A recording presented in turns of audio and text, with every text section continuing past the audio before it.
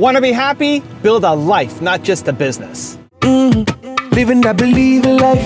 Out here living that believing life. Every day we living that believing life. Hustle like we living that believing life.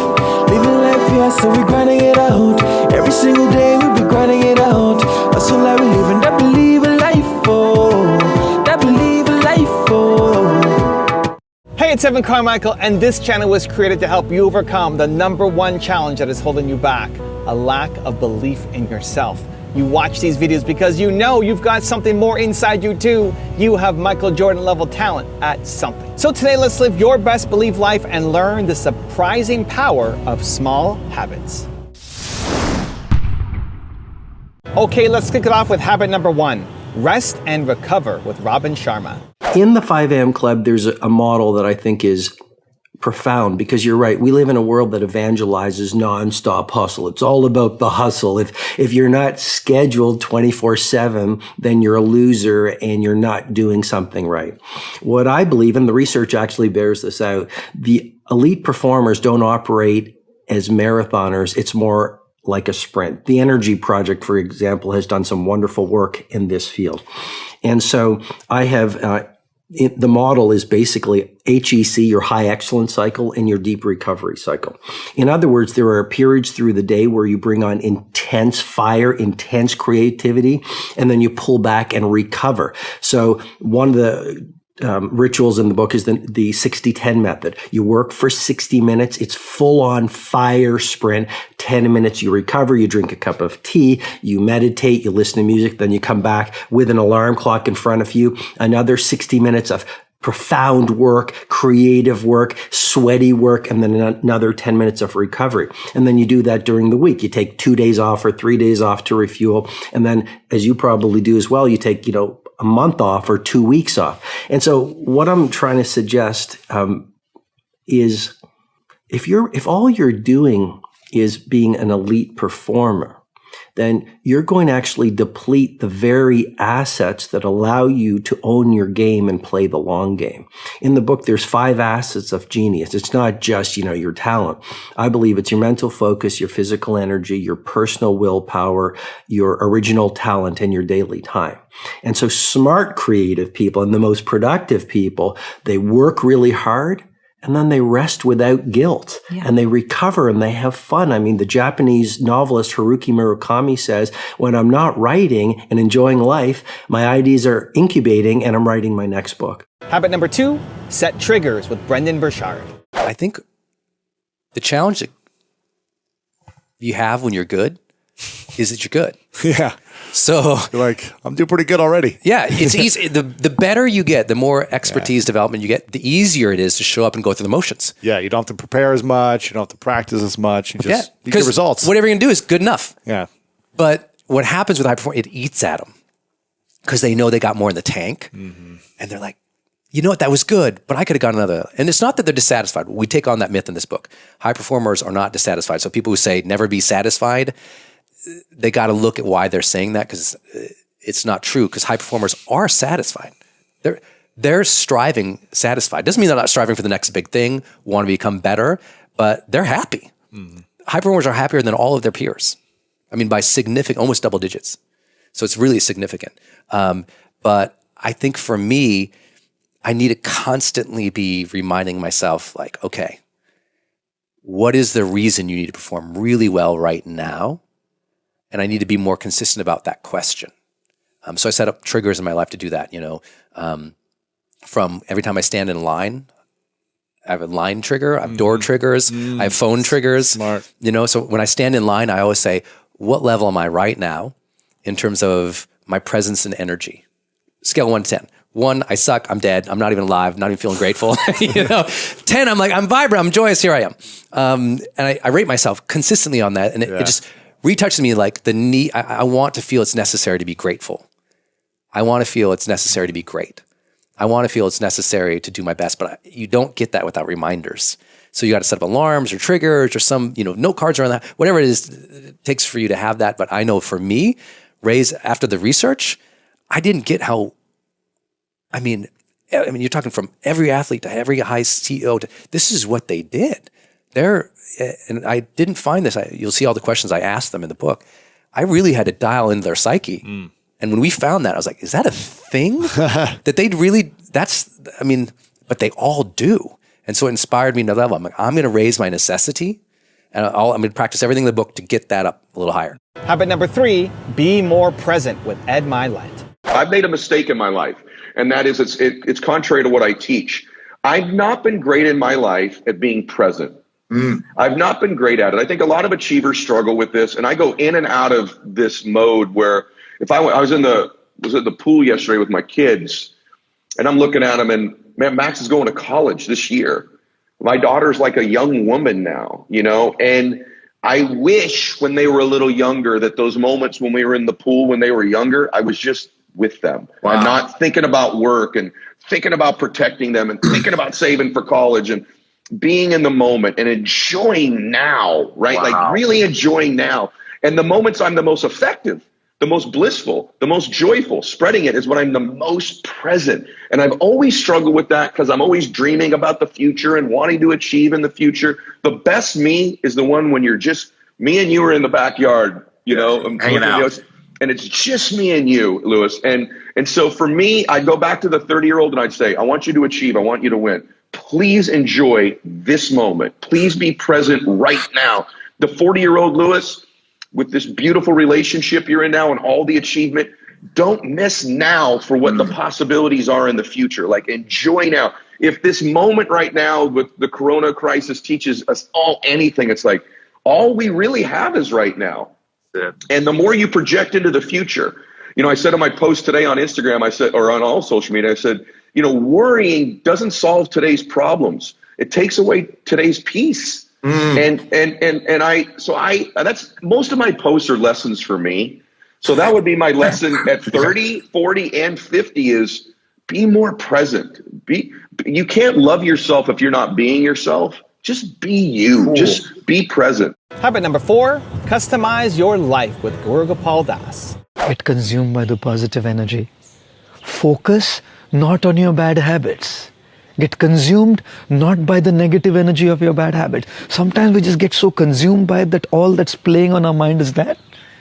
No, that's meant to be dealt with. Focus on the good things that are happening in your life. And to focus on the good things and be grateful doesn't happen automatically. It's not our default setting. Our default setting is to go towards the negative. Our default setting is to focus on the negative. We have to customize our lives. By being consciously aware, we have to become more mindful and conscious of the wonderful gifts, the wonderful opportunities, the wonderful blessings that we've been showered with. And with that positive energy, with that positive emotion of gratitude, feel tremendously empowered to deal with our bad habits, to deal with our challenges. And therefore, do not be hateful about what you're going through in life. Be grateful for all those wonderful gifts that you've been given in your life. All of us got up this morning. Many in the world did not get up. They left this world. They died last night. Probably with their bad habits, probably with their challenges, probably with their difficulties and troubled situations. All of us got up. We pray for those who left. We wish well for all those who left last night. We all got up. And we have to be grateful for that second chance that we have been given, for that second opportunity that we have been given to transform, to change, to live a better life, and to help others live a better life. And therefore, the reflection that I want to leave all of you with today is get consumed by gratitude, the positive emotion of gratitude. Don't be hateful about your life. Be grateful for all the wonderful things that are happening in your life. Focus on the positive and deal with the negative. Also, to make sure you're actually taking action after watching this video, I've designed a special free worksheet just for this video. The worksheet will highlight all of the lessons learned in this video, as well as pull out our 3 favorite learnings and quotes that will inspire you to actually do something. The worksheet will also give you space to write down what your key takeaways are and your specific plan of action to make sure you're getting results. If you want the worksheet designed specifically for this video, absolutely for free, there's a link in the description below. Go click on it and start building the momentum in your life and your business. I'll see you there. Habit number 5, stop overthinking with Dean Graziosi. I want to encourage each and every one of you to do the video you've been thinking about doing. To do one for whether you're in real estate, you're a lawyer, you're in life coaching. Do a video to help sell what you do. Write a letter, write a sales letter. Start your marketing, start your advertising, scale the company you have. Finally start the business and stop overthinking what your marketing and sales copy and training is going to be like, and start living from your heart. People want real now more than ever before in history. With the way our government is, president is, people just want it like it is. I think we're done with the hype. We had hype in the 80s, we had hype 15 years ago, and we're having a hype now. No one wants hype, they want what's real. So I want to tell you, there couldn't be a better time to scale your business, start your business, or use these same strategies with the people you work with so you can grow within your company. Habit number 6, be prepared with David Goggins. For me, my routine is every night I stretch out. And I stretch out for 2 or 3 hours every single night without fail. Yeah. And while I'm stretching out, I'm thinking about my plan for the next day. And I'm thinking about all these different obstacles that may come up. So basically, a lot of us aren't prepared for life. We get up willy-nilly and just hope life is going to happen. It is going to happen, but it's going to happen with a prepared mind or an unprepared mind. Most people attack life with an unprepared mind. What I do is I try to account for all things that could happen, might happen, probably will happen, and then the unknowns. So basically, I can't account for everything, but I do know there could be some things that come up in life that you need to be ready for. I know for a fact I'm not going to want to work out tomorrow. Therefore, I'm preparing my mind for that. I don't want to do that. I know tomorrow will come with some difficult decisions to make. It may come with getting a phone call saying someone died, this happened, that happened. I'm always preparing myself, not in a morbid way, but just like, look, man, be ready for life. Don't let life just start attacking you left and right. Make sure that you start to build a mental armor so then you're ready for life. And that comes with a very physical way, and the physical helps out the mental. Habit number 7, practice emotional resilience with Mel Robbins. Oftentimes when you hit bottom, you bounce. And that's where I think the power is. That when the world feels upside down, you always have the power to make it right. When one chapter ends, you always have the power to write a new one. When you feel like nobody loves you, you have the power to learn how to love yourself. And if there's one thing that COVID-19 has done, regardless of whatever devastation it has caused in your life, is it has forced us all to experience the great pause. And I read that in a Medium article, and I loved that idea of a pause, because I think in 2020, our lives have gotten so fast and so digital. And when you are forced to pause and get present and to slow down, you are reminded of what's actually important. And what's important is your health. What's important is your family and your friends. What's important is whether or not you are taking care of yourself and thinking positive thoughts versus negative thoughts.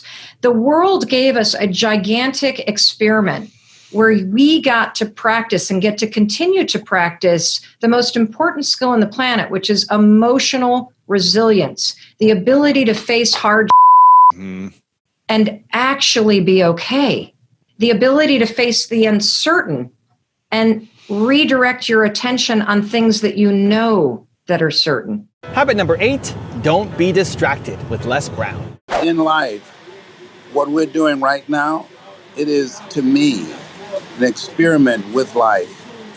There's so much noise in this world, and most people never achieve their goals because of the noise, because it is so distracting.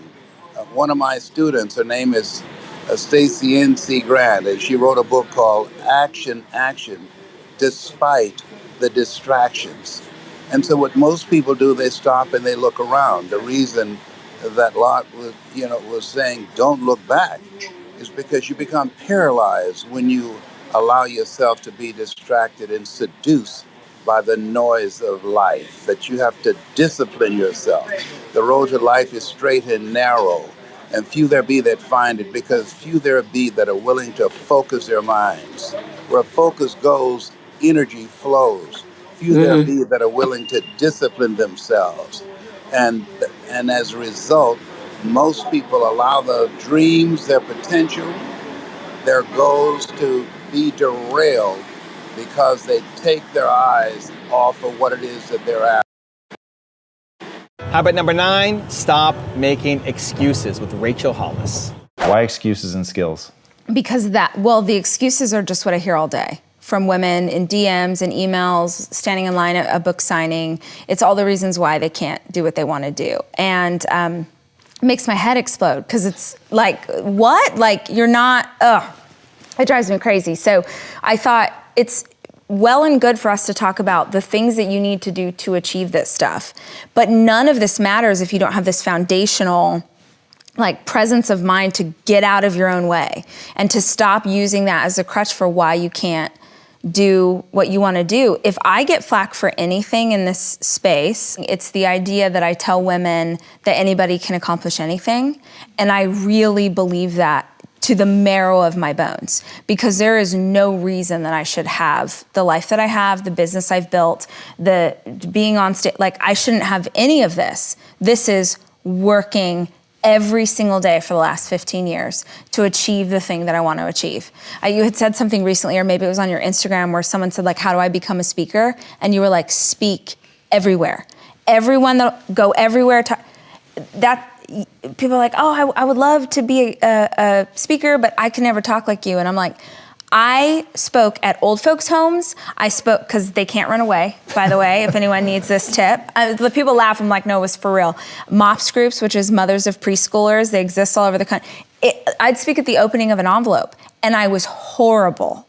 My first speeches, it was this. Maybe somebody, it was and it's so embarrassing, and your hands are shaking, and I had note cards, and I keep the videos on YouTube because I want people to see the progression of what a decade looks like. I've done it so much. I mean, you need me to do a keynote right now, I got you, I can make it up. But it didn't start that way. It was so many years and so much effort, and the problem is, people they're like, well, I can't because, or here's the reason why. And I'm like, yeah, me too. I had all those excuses. And it didn't mean that making the decision to move forward, suddenly it got easier. If anything, making the decision to move forward is harder. Because now, John Maxwell said this to me the other day. He's like, which is the most name-droppy thing, but I was interviewing him on the podcast. We're not having a slumber party. But he said, movement causes friction, always.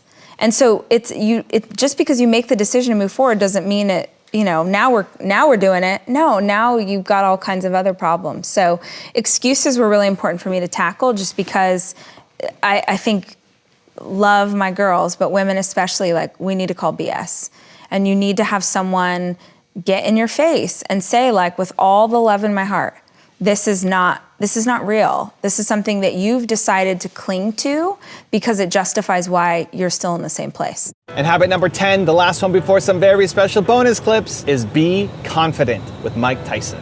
While I'm in the dressing room, 5 minutes before I come out, my gloves are laced up.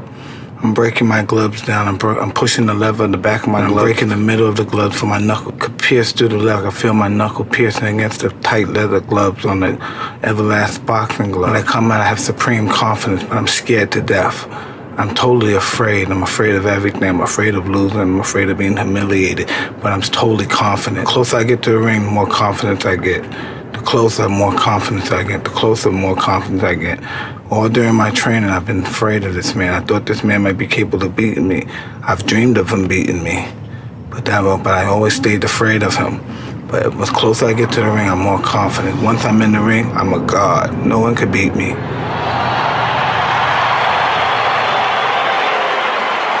I walk around the ring, but I never take my eyes off my opponent. I keep my eyes on him, even if he's ready and pumping. He can't wait to get his hands on me as well. I keep my eyes on him. I keep my eyes on him. I keep my eyes on him. Then once I see a chink in his armor, boom, and one of his eyes may move, and then I know I have him. And then when he comes to the center of the ring, he still looks at me with his piercing look, and as if he's not afraid, but he already made that mistake when he looked down for that 1/10 of a second. I know I had him. He'll fight hard for the first 2 or 3 rounds, but I know I already broke his spirit. During the fight, I'm supremely confident. I'm moving my head, he's throwing punches. I'm making him miss and I'm countering. I'm hitting him to the body, I'm punching him real hard. And I'm punching, when I'm punching him, I know he's not able to take my punches. 1, 2, 3 punches, I'm throwing him punches and bunches. He goes down, he's out. I'm victorious. Mike Tyson, greatest fighter that ever lived. Now I've got a special bonus clip that I think you're gonna enjoy, but before that, it's time for the good deed of the day. This is something new. I believe that you're built to serve, and it feels so good to do something nice for somebody else. So good deed of the day, put down in the comments one thing that you need help with, that you're working on, that you'd love some support or guidance on, and then 2, go comment on somebody else's comment and give them some love, give them some support, give them some encouragement, maybe give them some connections, try to help them solve that problem, even if it's saying, I believe in you. That one little bit of encouragement can be the difference between somebody quitting and continuing on. So the good deed of the day, in the comments below, write down one thing that you need help on, that you're struggling with, that you're working on, and then part 2 is go give love to somebody else in the comments too, and let them know that you believe in them as well. You have the power to control your world, how you think, how you act, your mindset with the words that you speak. When you use weak language, you signal to yourself that you are weak. You signal to yourself that your goals aren't important. You signal to yourself that you are not worth it. You lose respect for yourself, and the people around you don't respect you either. We need to stop using weak language and pay attention to the words that you're speaking to others and to yourself. Now, this is not an easy task, because most of the words that you're using, the way that you talk to others and to yourself, you're on autopilot, you're on cruise control. It just happens. You've been doing this for years or decades. And so switching it is not going to happen overnight, but if you pay attention to the next 3 things that I'm going to share with you, it can have a dramatic impact on your self-confidence, on the goals that you have for yourself, and on the outcomes you create for yourself in the world. Let's do it. Number 1. I can't, I'm not, I don't. What you say after those 3 things shapes your identity. It speaks to how you think and speak about yourself. So I can't be an entrepreneur. I can't be a leader. I can't be a YouTuber. I can't. Especially this one. When you say I can't, pay very, very, very, very, very, very close attention to what follows and try to shift it from I can't to either I choose not to or I can't yet. I'm not a good salesperson. I'm not funny. I'm not the kind of person who follows through. Again, pay close attention and try to shift it to not yet. I don't program. I don't know how to make money. I don't think like that. Switch I don't to I don't yet. I can't, I'm not, I don't. Those statements are final. Those statements don't allow for growth. Those statements are how you feel about yourself and don't allow for the stretch. They don't allow you to get better. And so either eliminate them from your vocabulary or change them to yet. Number 2 is catch your cruise control. The way that you have been speaking about yourself, the way that you have been talking to yourself has been happening using the same words for years, maybe even decades. It's so automatic for you. You are on cruise control. You are on autopilot. You think small and talk negatively about yourself without even thinking about it. You need to catch your cruise control. And listen, don't be too hard on yourself. This is so ingrained. These patterns have been around for so long. You are just auto defaulting to cruise control that most of these times you will not even catch it. You will not catch 99% of these moments, of these words, of these languages that you're using for yourself. But if you have the awareness, if you have the intention, if you have the desire, every now and then you will catch it. Another quick hack is to enlist a friend, enlist the people around you, your wife, your husband, your team, your kids especially. My son Hayden loves calling me out on things. Enlist their help. Tell them, this is where I want to play a bigger game. This is where I'm frustrated with myself. This is where I keep talking badly about myself and putting myself down. These are the words, the language that need to change. And every time you hear me talking this way, I need you to bring it to my awareness and let me know, because I want to catch my cruise control. For me personally, it's around complaining. Anytime I complain, I want my wife, I want my team, I want my son, I want the people around me to say, Evan, you are complaining. Right there, that was a complaint. Eat it, right? I'm happy for them to hug me with it, to yell at me with it. I just want them to let me know.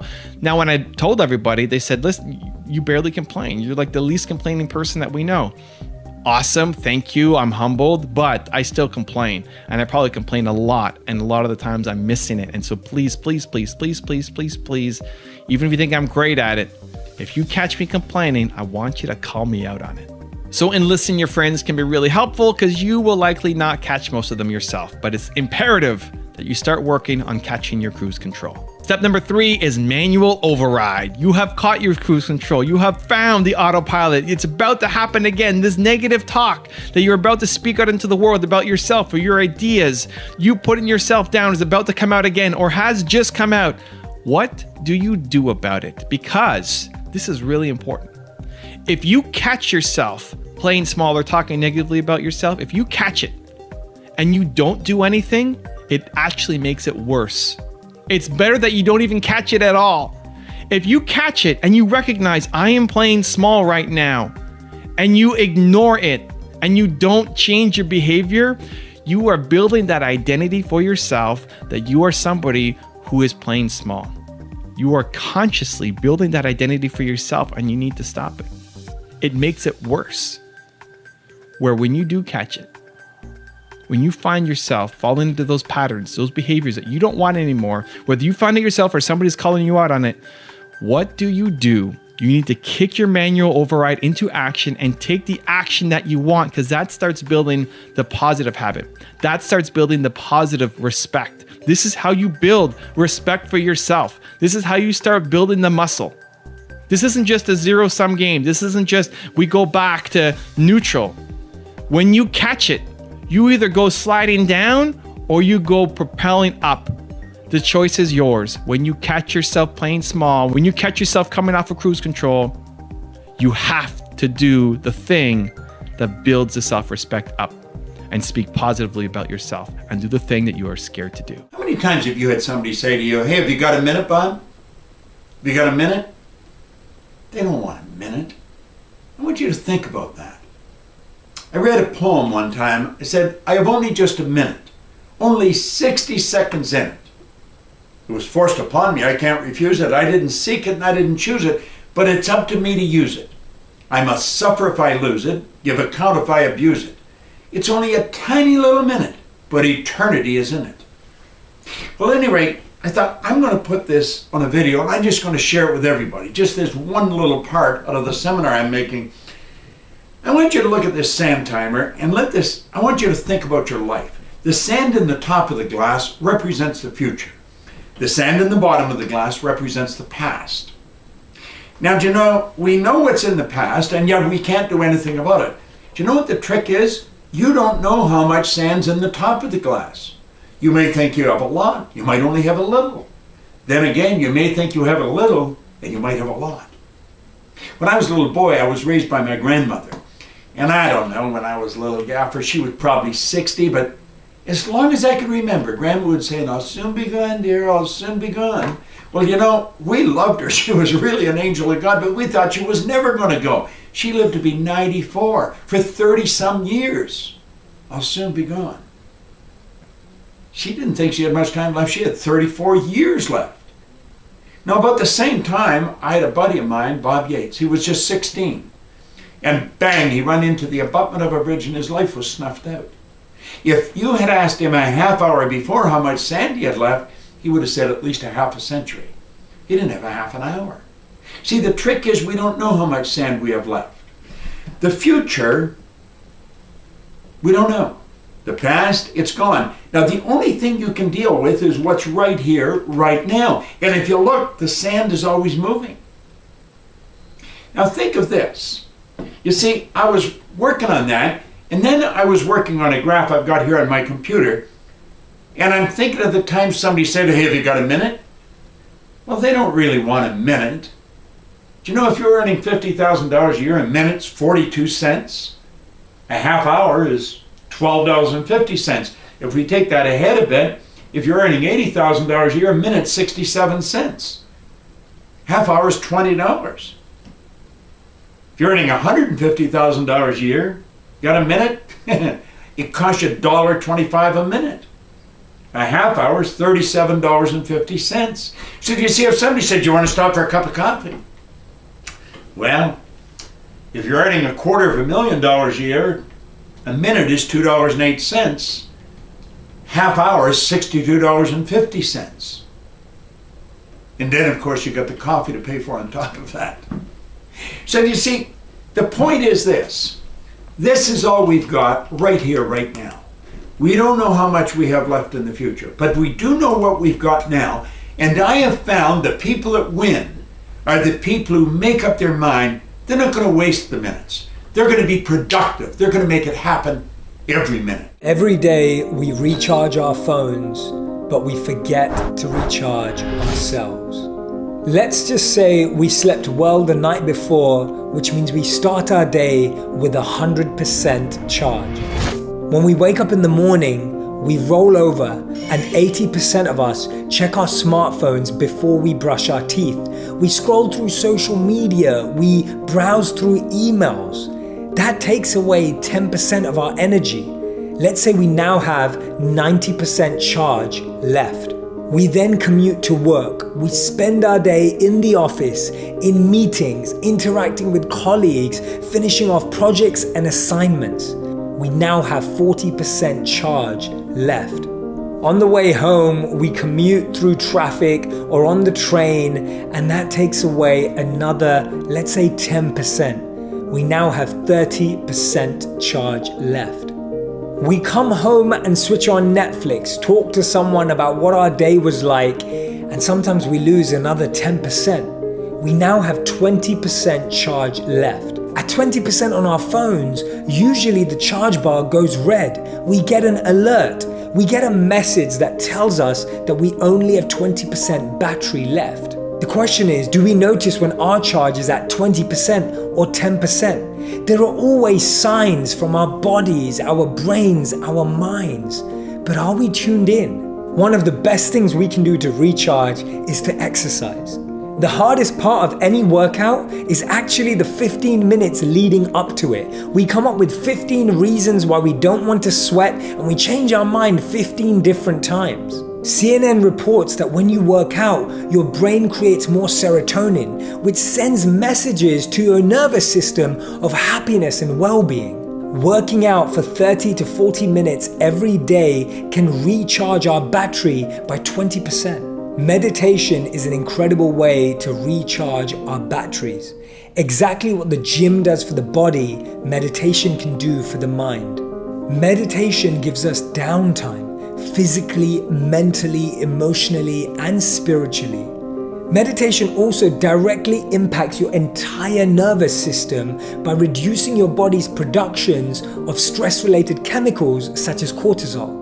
Meditation is a great way to recharge and can take you back up 20%. We've all heard about incredible morning routines, but the one thing that can make a huge difference to your recharge is your evening routine. 35% of us are not getting the recommended 7 hours of sleep per night. Remember, every body and mind is different. Make sure you find the amount of time you need to get that serious battery recharge. And the 75-year study by Harvard found that beyond anything, the real sense check for happiness and meaning in life was relationships, connections, interactions with depth that are fulfilling and full of joy. Making time for deep, meaningful interactions every day can give the recharge our battery seriously needs. What if we've recharged ourselves as much as we recharge our phones. Because if we don't, we'll end up like one of our phones in the bottom of some drawer in our home. I have this thing that I've been promoting called No Whining Wednesdays. Wednesday, you cannot whine, complain, or criticize. And people are like, well, what is whining? Whatever you think it is, don't do it. And every time you do it, you have to put a quarter in a jar. If you whine about anything, I can't, I'm tired, why do me, why don't you, why have me? Every one of them will cost you a quarter. Or complaining, why do you always, how come you, I always, they never, whoop, up, cost you a quarter. Then last week I had people send me pictures of their jars of quarters. Oh my God.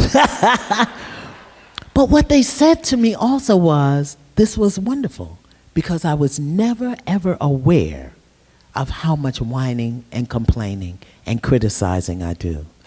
Now I've got mothers doing it with their children. So Wednesday is No Whining Wednesday. We need to practice that.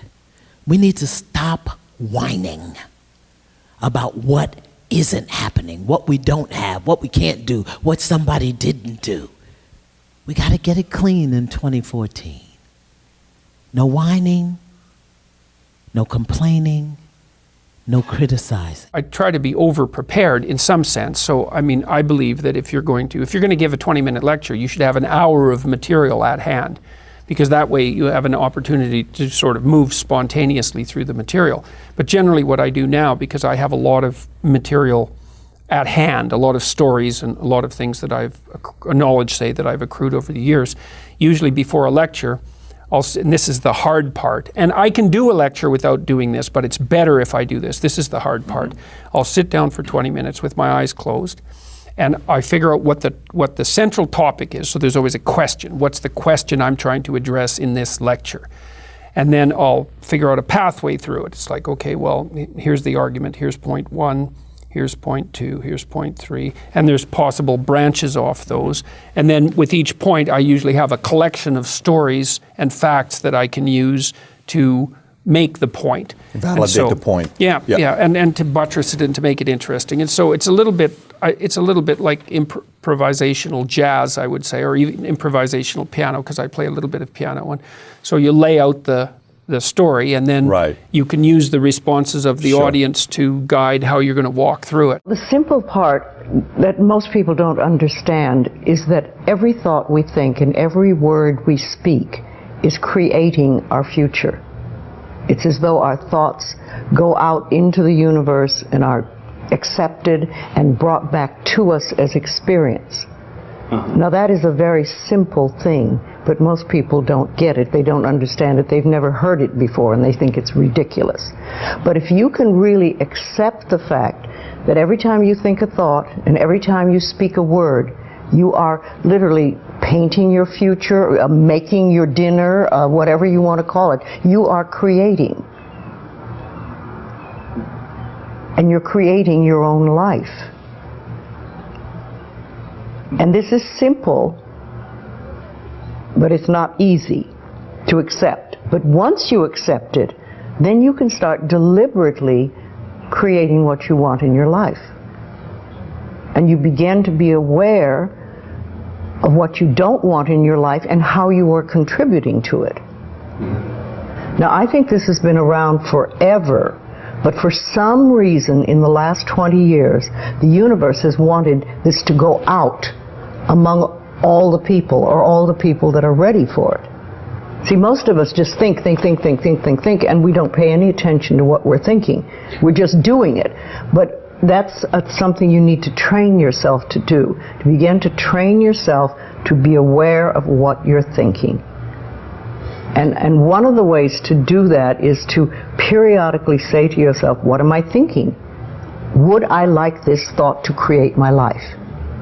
Would I like to have the experience that this thought could bring to me? Now, it takes a while to do that, but even if we could begin on the smallest level to be aware of our thinking, we can start to make changes. I went from scrounging in my couch cushions to find enough change to put gas in my car to helping build this technology company. I was hired as a copywriter and I worked my way up. I became a multi-millionaire inside that company on paper, and I was miserable. Miserable. And I thought, this is a joke. I'm living the cliche of money can't buy happiness. What the f-? How many people had to say it and I still didn't believe it? Like, how many people literally have to tell you money is not going to give you the thing that you want? I've had every opportunity up here to be like, yeah, get rich. That shit is cool as hell. And here's the thing, people will chase money forever. Why? Because it's real. Money is real. Money is powerful. But money's not at all what you think it is. You think when it comes to success, like getting there, making it, achieving it, the way that you see somebody that's achieved it now, however you define that, and you look at them and you think, oh my God, they're amazing. You think you're gonna think the same thing about yourself, and you won't. And I had the very good fortune, my wealth came all at once. I built a company, I had tons of equity in the company, I was worth hundreds of millions of dollars on paper, but I was still driving a beat up car and my life was whatever, I was in a normal house, I was making a good salary, no need to feel sorry for me, but in terms of like the wealth moment, it literally came in an instant. It was, all right guys, the money's been wired, and you hit refresh on your bank account. Refresh, refresh, refresh, refresh, refresh, refresh, refresh, and then bam, you're crazy rich. And it's like commas and zeros, and you're like, holy sh**. I don't feel any differently about myself. And all of my insecurities, all the things that I beat myself up for, all of it, still right here. It literally didn't change anything. I could buy neater stuff, but the only thing, like if you want to know what money really does, money lets you build. I'm building impact theory. I'm going to win because I have the intensity and I have the capital. That's money. But money doesn't touch who you are. So my thing is, I may go broke building impact theory. That is a reality. Because I know the struggle's guaranteed, the success isn't. So it's very possible, I'm betting my fortune right now on building this thing. Maybe it doesn't work. But that won't touch how I feel about myself. Losing the money won't touch how I feel about myself any more than making the money couldn't touch how I felt about myself. Because you either do the internal work of like, I know who I am. The thing that you'll resent isn't whether or not you make it. The thing that you'll resent is, now that you know you can, will you actually try? Trying is what you're gonna judge yourself on. Hey, don't cheer on that. That shit is scary. That's the one I want you guys to think about today. Because none of you, your family won't weep for you if you don't succeed. Two things will happen on your deathbed if you failed. You really went for something and you failed. One, they will all mourn that you weren't able to live your life because you were so myopically focused on the goal that you forgot to enjoy the journey, and somewhere along the way you stopped loving. You stopped loving them, you stopped loving yourself, because all you could see was succeeding, getting that thing, the tick on the paper box, and you lost your way. That's possibility number one. Possibility number two is they're like, hey, this tried, and it was inspiring. And just to see them go day after day after day in the face of so much defeat, but to have the will and determination to keep going. Winston Churchill said, and I quote, success is going from failure to failure to failure without a loss of enthusiasm. Doesn't matter if you win, that's not success. The success is going from the failure to the failure to the failure and still being excited to show up. It's like, this is how I liken success. Success is like love. You know the beautiful part about love? Getting the shit kicked out of you and then coming back for more. That's so hopeful. That's so optimistic. To be like, whoa, I just had my ass handed to me, and yet I want to be vulnerable again. I want to go through this again. I want to open myself up to this. I want to be touched by that. I want to feel that. And people can get behind that, man. We can get excited about that. We want to be friends with people like that. We want to feel that in our own lives, that willingness to have tasted defeat and still come in open and not jaded. How beautiful is that? I started to retrain my brain at 19 years old, and it opened up the world of success to me in health, wealth, relationships, career, business, fun, experiences. And then I started to teach it to my employees. Yeah. And, in Remax, back in 1992, I hit a wonderful plateau where I hit, $1.2 billion in sales. And people go, well, that's great. I said, but that wasn't the ceiling for what our possibilities were. And so no matter how much I trained, our real estate agents had 1,500 of them. We grew to 1,500. I may have had maybe 1,200 at the time. But we stopped teaching them how to sell more real estate. And we started working on retraining their brains, retraining their financial set point, retraining their expectancy point, retraining how they thought about prospecting, retraining how they thought about doing the high income and the high impact activities. And over the course of the next 4 years, we increased our sales by $3.3 billion. You what? Increased our sales by $3.3 billion to $4.5 billion a year in sales. Why? God. Because we reset the agent's expectancy point. The average real estate agent at the time was making about $30,000, $40,000 a year in the industry. Our agent's average was $128,000 per person, average. And I'm going back quite a while. Yeah. And then I did the same thing with bamboo.com. And we grew that from 6 people to 1,500 in 14 months, did 10 million a month in revenue on the 9th month, and did a successful IPO on NASDAQ.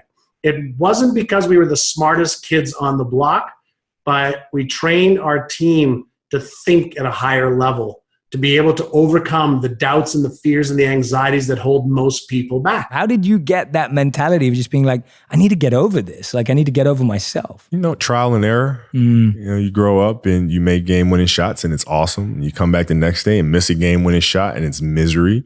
And then the next day comes and you're back playing again. And you understand that life has this cyclical nature where it's, what you do on Monday is fantastic, but then Tuesday is a bad day. But guess what? There's Wednesday. Yeah. So are we just supposed to live our lives like this the whole time? Versus just staying like this and understanding that it's really just a journey of evolution every day. It's just constant improvement, constant curiosity, constantly getting better. The results don't really matter. It's the figuring out that matters. Yeah. And we all get obsessed about the results. Yeah. Like we get obsessed about like the output. Yeah. Not the input, of not figuring it out and not like changing things. What you said, trial and error, like the experimenting. Yeah. We forget to do that. It's unfortunate, man. Like I've seen a lot of players, especially now, in youth basketball dealing with that. You have players that are like bigger and faster and stronger, and their coaches are just coaching them for results. We're just going to use your size because you're bigger than every other 12-year-old out there to dominate today. But they're not growing, right? So they're just based on that result, but they're not focused on growing this young child into becoming a better athlete. And through that, teaching them how to become a more well-rounded person. And we're missing that. Many of the things that people use to try and help them sleep inadvertently are actually harming and hurting their sleep. 2 good examples are probably alcohol and marijuana. Many people will have a little nightcap in the evening and they think that having a drink in the evening helps them fall asleep. It's actually not true. Alcohol is a class of drugs that we call the sedatives, and sedation is not sleep. So what you're doing when you drink in the evening is actually just knocking out your cortex, and you're going into this sedation-like state. You're not going into natural sleep. There are 2 other problems with alcohol, unfortunately, and I'm so sorry to be giving you this bad news, but firstly, alcohol will actually litter your sleep with many more awakenings throughout the night. And so you won't feel restored when you wake up the next morning by your sleep. You won't feel refreshed. The problem and the danger is that many people don't remember waking up so much throughout the night when they've been drinking. So they don't realize that it was the alcohol disrupting their sleep. They don't put 2 and 2 together. The final thing about alcohol is that it's very good at blocking your REM sleep, or your dream sleep, rapid eye movement sleep. And we know that REM sleep is essential for a variety of functions, including emotional and mental health. And so alcohol will actually remove that dream sleep, or it will decrease it significantly, blocking that essential critical sleep. And I should also note, by the way, how essential is that REM sleep? Well, studies done back in the 1980s, some really quite shocking studies, demonstrated that if you deprive rats of rapid eye movement sleep, they will die almost as quickly as they would from total food deprivation. That's how essential that dream sleep is, and it's that dream sleep that you block with alcohol. What about, though, marijuana? Well, unfortunately, the news isn't so great there. A lot of people will again will use marijuana to help them relax and sort of just take away some of that anxiety that's preventing them from falling asleep. And certainly marijuana does seem to hasten the speed with which you fall asleep. But unfortunately, marijuana, like alcohol, but through actually a different biological mechanism, will also block your dream sleep. And if you're not getting that critical REM sleep, you can actually become more anxious, even more depressed the following day, and therefore people start to seek out more marijuana to sort of medicate those symptoms that the marijuana is causing because of the sleep disruption. The next one is organization. I can't tell you how much better my life is, and anybody watching this will be, if you wake up every single day and you take 10 minutes. I have yellow notepads sitting all around my house. I got that from Bill Gates. Bill Gates built Microsoft at 17 by locking himself in a hotel room with 6 yellow notepads, and he wrote out the whole basic code for DOS and things that built Microsoft. Okay, he became the richest man in the world 18 years straight because he was organized enough to lock himself in a room and think through his day. And so what I try to do, and whenever I do this, I have a great day. Whenever I don't, I notice it. Be organized a little bit, 10 minutes. I actually have this little couch thing outside of my shower, and I put a notepad by it. I take a shower when I wake up. I walk over to that, I kind of sit there, and I just write out, I mean, it can be as little as 3 main projects you want to get done that day. I live within my means. I don't own no Rolls Royces, 10 Rolls Royces, Lamborghinis, Ferraris, 10 mansions. I don't have all that stuff. So it hasn't changed that aspect.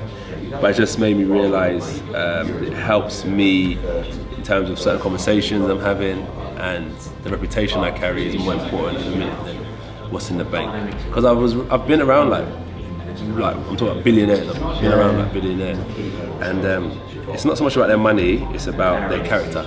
Because when it's about their money, if all of us are sitting here with £1 million in our account, you have the watch I have, you have the car I have, and you have the house I have. So materialistic things they're available to the majority of people at every level.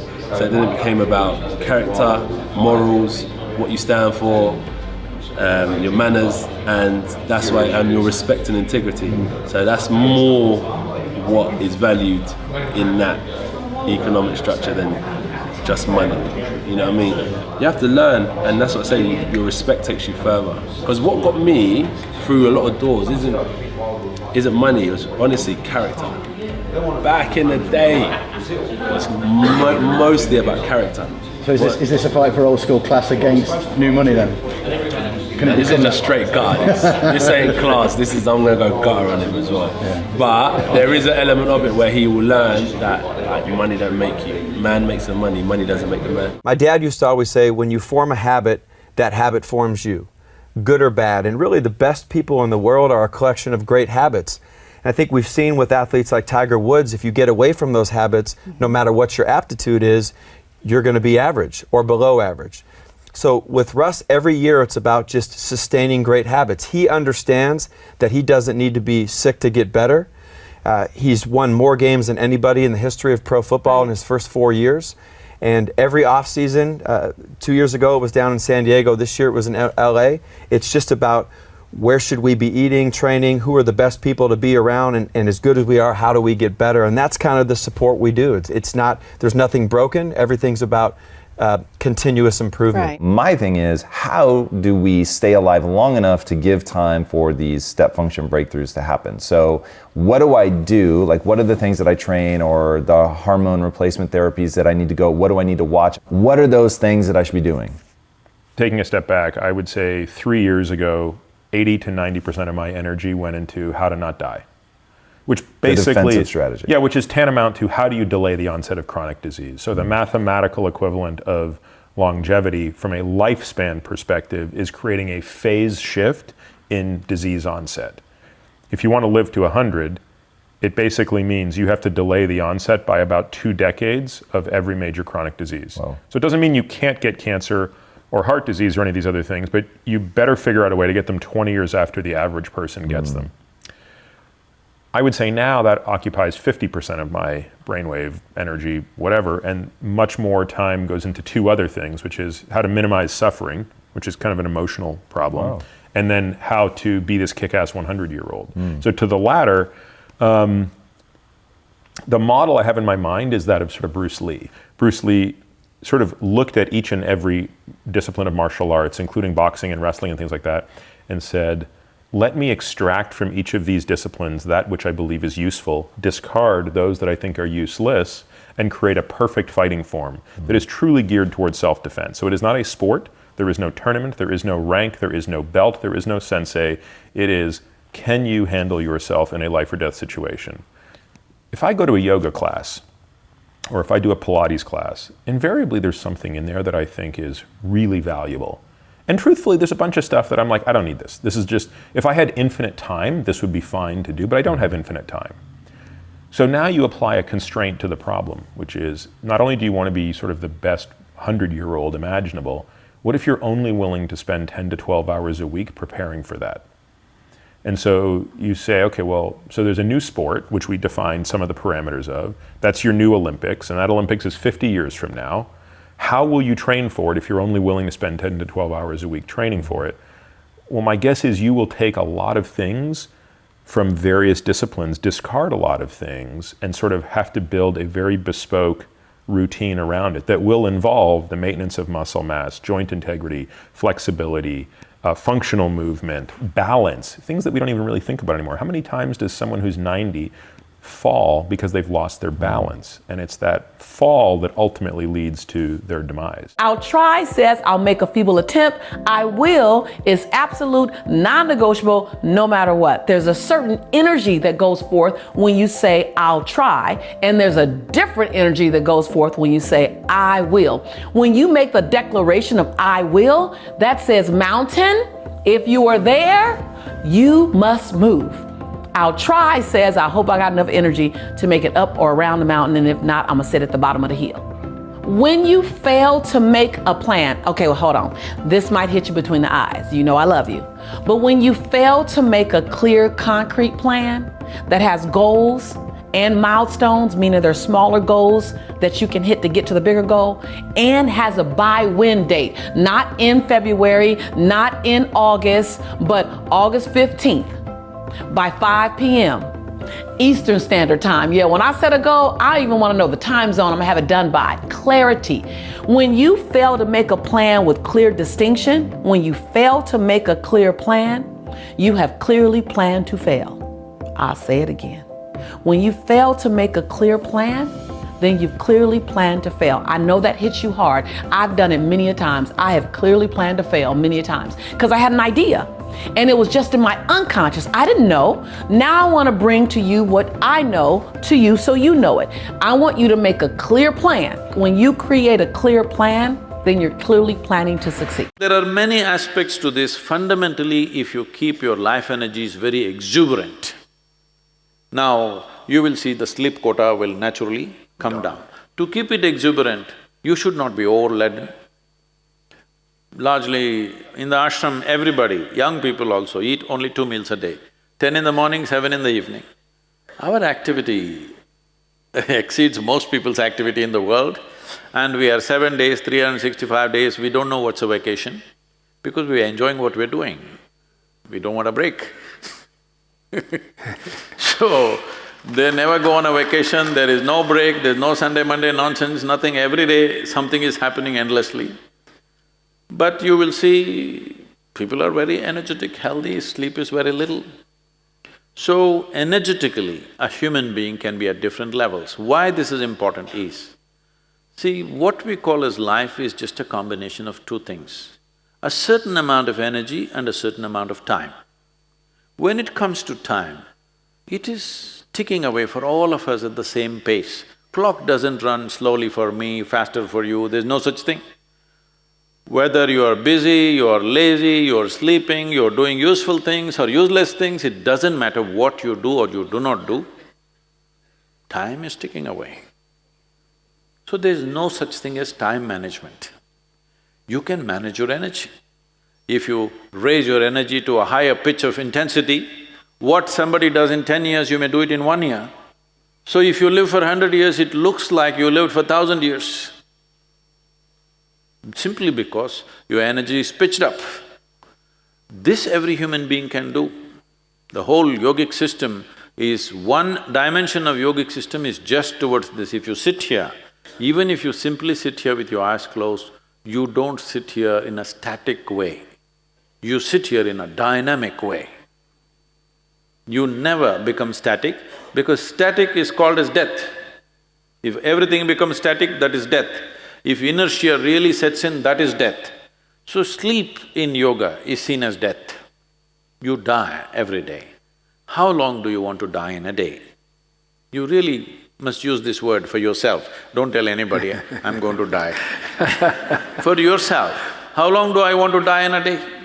8 hours a day if you die. 1/3 of your life you're dead. In 24 hours, 8 hours you're dead means 1/3 of your life dead. Another 4 hours goes into eating, sleeping, eating, toilet, bath, this, that. Where is the time to live, I'm asking? So, if life is precious, the most important thing to do is keep your energies in an exuberant way so that life becomes more, life feels enhanced, because you cannot enhance time. I made it a habit to listen as much as I could. And because I have many great mentors, I would understand from them that the way they built their lives, they built their careers, also came from this listening. So I started listening. And what I started to find is that very often, the messages don't just come from an intuitive impulse or an insight. It comes from a random person whom we meet on the street. Or it comes from a random conversation here in this room. Or it comes from a book that we pick up in the morning. Literally, some of the ideas I'm going to share from stage today came from these random encounters over the last 24 hours. I'm going to share an idea that came from a book today, like a really thick book that a friend gave me last night. I asked the universe, is there a message in this book that I should share with the audience? I opened a page and boom, there it was. And the basis for this talk came from a mysterious phone call that came to me yesterday morning. So yesterday morning I was brushing my teeth and I was asking myself, what do I talk about 24 hours from now on stage? And I didn't want to just tap into my logical brain and look at my file of like some 50 different regular presentations. I thought maybe I'll just go take the elevator down, randomly roam the lobby, and wait for one of you guys to approach me and ask me a question, carry out a conversation, and see what happens. Because that's how the universe sometimes speaks to you, right? The universe doesn't have WhatsApp, so it basically like manipulates people to come into your life. I would hide in the Tower Books section in the evenings, and I would read everything about fitness, psychology, anything I could. I've always devoured information. My favorite book when I was a kid was the Encyclopedia or the Guinness Book of World Records. So I would, like when I was a little kid, I'd walk around the Aspen Center for Physics and I would tell anyone, I didn't even ask them if they wanted to hear about like what's the world's smallest eutherian mammal. You know, I would like, it could tell you all these facts that were kind of meaningless at the time, but I've always been fascinated by the inventory of different animals on the planet and their different behaviors. And so, yeah, voracious reader, and still now. If you're sitting in a meditation and your body's throwing the kitchen sink at you and saying, Ed, you're a loser, you're never gonna change, this is too hard, why don't you quit? And you're aware that that's your body doing that, and you say to your body, we're gonna sit here, and we're gonna sit in this fire, and I'm gonna keep applying the formula, and your brain starts running to all the emails you have to do, and you become aware of that, and you return back to the present moment, and you tell the body it's no longer the mind, that you're the mind. Now your will is getting greater than that program, and there's a liberation of energy, and every time you do that, that's a victory. And you teach people. Every time you do that, that's a victory. That's when a your victory. mind tells the body, I'm in charge. When you say to your, when you want to get up and you want to quit, and you go, oh, no, that's my body, bring it back. And now you're taming the animal. The body is the animal, and you're like a dog. You sit, And if you keep doing this, you're climbing on top, and the body finally acquiesces. It finally says, I'm not going anywhere. And then boom, there's this liberation of energy. What's the side effect? Joy. Person's heart just automatically opens up, and every time they do that, those victories add up. There's no such thing as a bad meditation. There's only overcoming yourself. And when you sit in the fire and you work with that, people say to me, why do you meditate every morning? I say, because if I can overcome myself in the morning, the rest of my day is easy. It's easy. Not true? Because that's what it's about. You master yourself, you master your life. Yes. And so then all the chatter in your head that you listen to all day long, that is called the default mode network in the brain. Our research shows that shuts off. Not just shuts off during the meditation, it stays shut off for the rest of the day. So the critic in your head that's telling you this will never happen, you don't have enough time, there's no voice there. So you just have a clear flow on where you're going, and you trust yourself more.